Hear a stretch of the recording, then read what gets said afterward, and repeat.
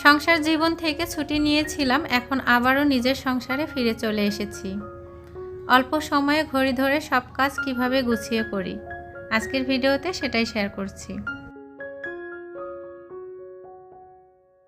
আসসালামু আলাইকুম, আমি আয়েশা সিদ্দিকা। আয়েশা ব্লগ ভ্যাঞ্চার চ্যানেলে আপনাদের সবাইকে স্বাগত জানাই।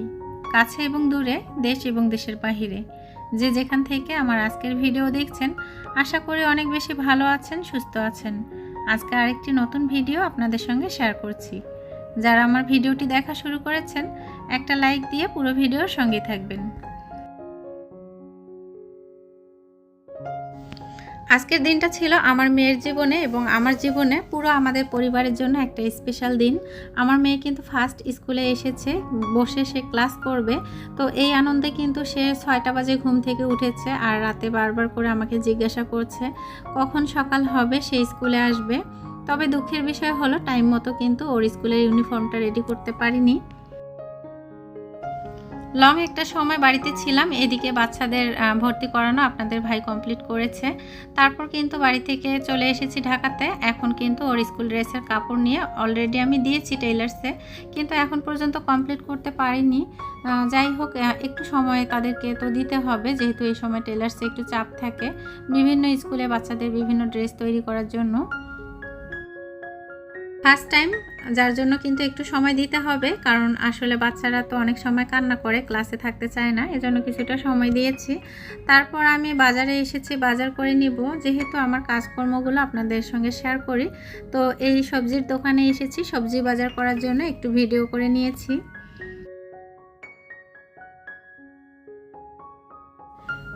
গ্রামের বাড়িতে ছিলাম, সেখানে কিন্তু শাকসবজির দাম এমন ছিল, মানে স্বপ্নের মতো।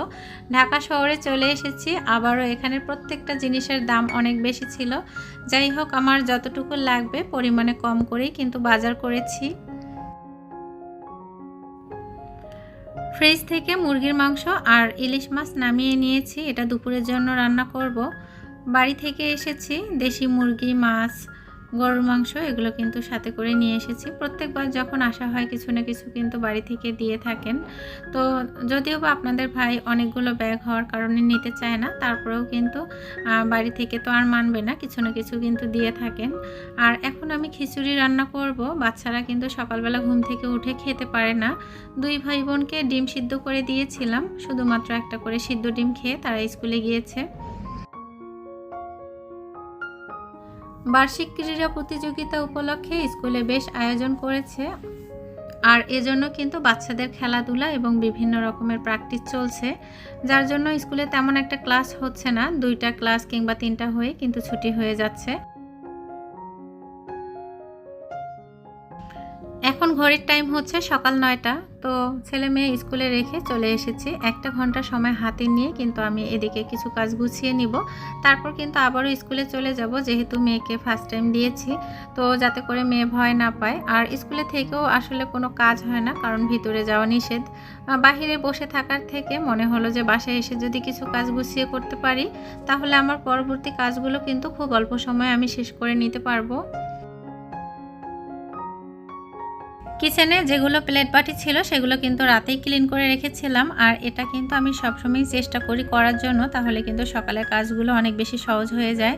আর এজন্য কিন্তু আমার বেসিন এরিয়াটা কিন্তু পরিষ্কার আছে, তো এটা আমি রাতেই পরিষ্কার করে রেখেছিলাম। সকালবেলা যেহেতু সেরকম একটা নাস্তার কোনো ঝামেলা করিনি, আপনাদের ভাইকে একটু চা বানিয়ে দিয়েছিলাম। তো আমরা দুজনে কিন্তু একটু চা নাস্তা করেছি হালকা, আর ছেলে মেয়ে কিন্তু সিদ্ধ ডিম খেয়েছে। আর এখন আমি খিচুড়ি রান্না করব। এই খিচুড়িটা আমাদের সকালের জন্য। আর এখানে মুরগির মাংস আর ইলিশ মাছ ভিজিয়ে রেখেছি, এটা কিন্তু আমি দুপুরের জন্য রান্না করব। বাড়ি থেকে আসার পর চারিদিকে শুধু অন্ধকার আর ধুলোবালিতে ভরা। প্রত্যেকবারই কিন্তু এরকম একটা সমস্যায় পড়তে হয়। পুরো 1 মাস ছুটি কাটিয়েছি, আর এখন সে কাজগুলো কিন্তু আমার উপর এসে পড়েছে। যাই হোক, ঘরে কিন্তু সব কিছু এলোমেলো একটা অগোছালো অবস্থায় ছিল। আপনাদের ভাই কিন্তু এক এক সময় এক এক জায়গায় ছিলেন, তো দেখা যাচ্ছে সে চট্টগ্রামে গিয়েছেন, আবার জামালপুরে গিয়েছেন, বিভিন্ন জায়গায় তার কাজের জন্য থাকতে হয়েছে, যার জন্য কিন্তু সেও কিন্তু সেরকম একটা ঘরে সময় দেয়নি। 10 জনের খাবার যেমন একজনের পক্ষে সম্ভব না খাওয়া, ঠিক কাজের ক্ষেত্রেও তেমনটা। 10 দিনের কাজ কিন্তু একদিনে করা সম্ভব নয়, সেখানে আমি একটা মাস থেকে এসেছি। তো সব কিছু এলোমেলো আছে, একদিক থেকে গুছিয়ে নিচ্ছি। আর সবথেকে বড় জিনিস হচ্ছে যে পাশাপাশি কিন্তু রান্নার কাজ করতে হচ্ছে, বাচ্চাদের স্কুলে নিয়ে যাওয়া আসা, এবং এর সাথে কিন্তু আমার নিজেকে একটু বাজারও করে নিতে হচ্ছে।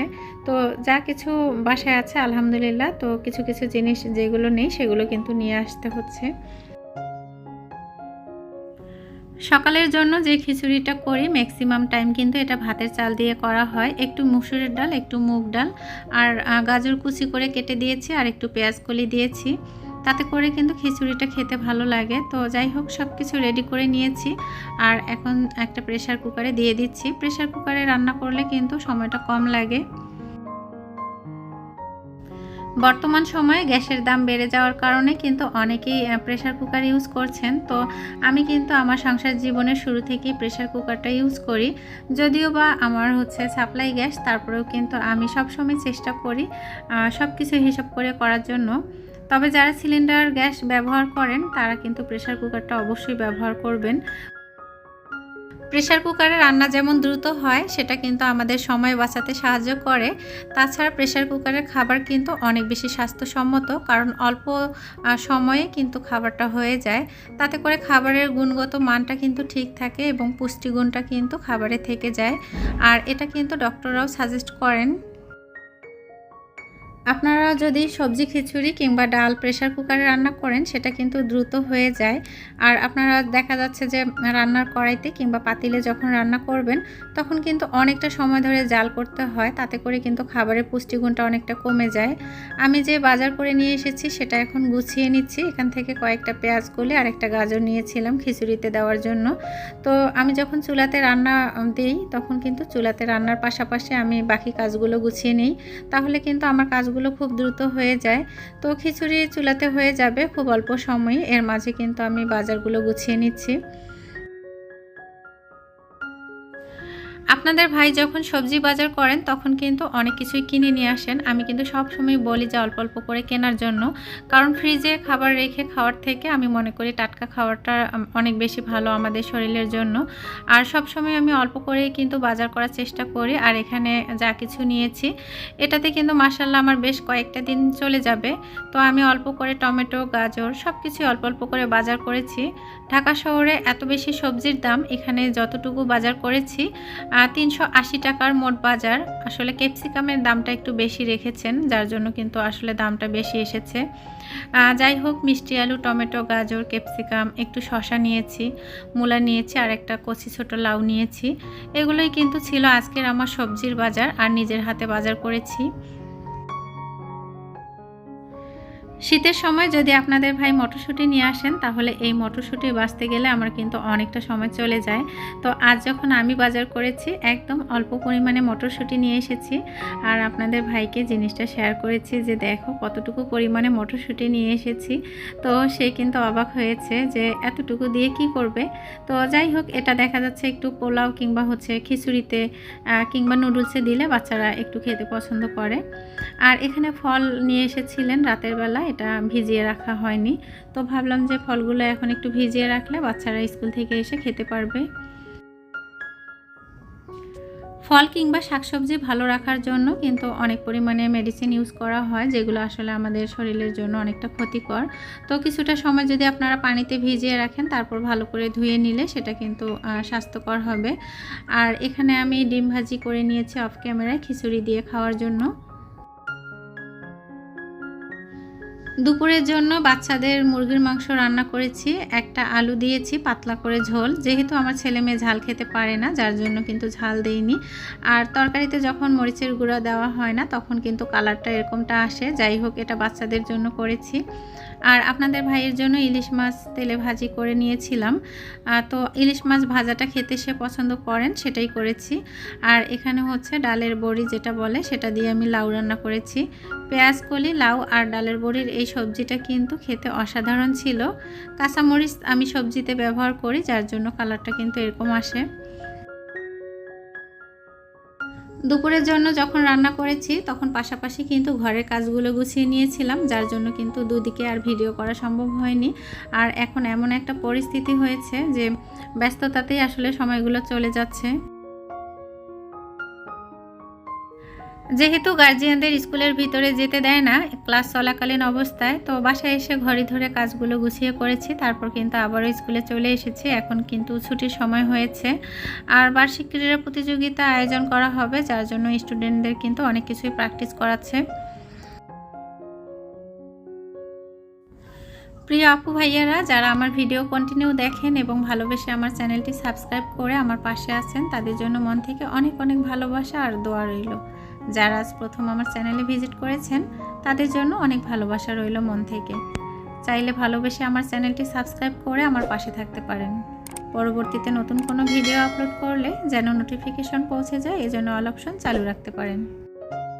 স্কুল থেকে এসেছি আর অফ ক্যামেরায় ছেলে মেয়েকে কিন্তু ফ্রেশ করিয়েছি, নিজেও কিন্তু ওয়াশরুমে ছিলাম। আর এদিকে আমার মেয়ে এভাবে ফল রেডি করেছে। মাশাল্লাহ, ছেলে মেয়ের মাঝে এটাই একটা পার্থক্য। ছেলে এসেছে, সে অপেক্ষায় আছে আমি কখন তার জন্য খাবার রেডি করে দিব, আর মেয়ে মাশাল্লাহ কিন্তু ফল রেডি করে বসে আছে আমার জন্য। কখন আম্মু আসবে তখন সে একসাথে বসে ফল খাবে। ভিডিওতে কিংবা কথার মাঝে ভুল ত্রুটি থাকলে প্লিজ ক্ষমার দৃষ্টিতে দেখবেন। আজ এই পর্যন্তই। আসসালামু আলাইকুম, আল্লাহ হাফেজ।